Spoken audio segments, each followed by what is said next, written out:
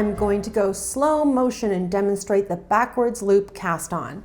And something I want to say about this cast on is it's not the greatest cast on for the beginning of a project. You'd be better off using a long tail cast on or a knitted cast on, and I can give you links to those videos if you click the little eye in the upper right hand corner. I'll also put them in the video description field below. I'll also put in a link to my whole slow-mo playlist if you like watching videos in slow motion.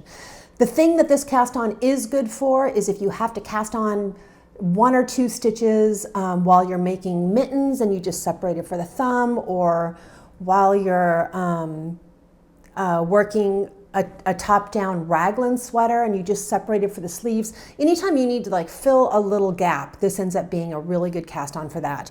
And when I'm going to demonstrate this on a piece that has some more knitting on it already, not onto an empty needle, because really rarely do we ever cast on the backwards loop cast on onto an empty needle. So I'm going to make it more realistic by using this little swatch for it.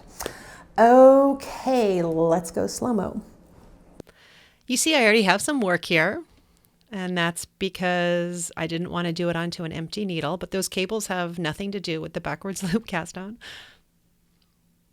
Take the working yarn, put your thumb on the yarn, flip your hand around, slide the needle into that loop and tighten it up.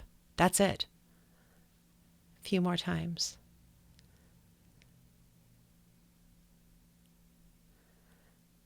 Thumb on the yarn, flip it around. Slide the needle up your thumb, get your thumb out of there, and tighten it up.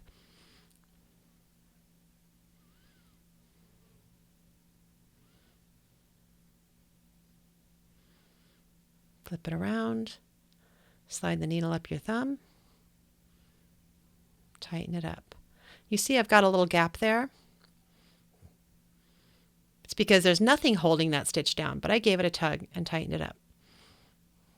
That's it. That's it. I hope that helps. Good luck.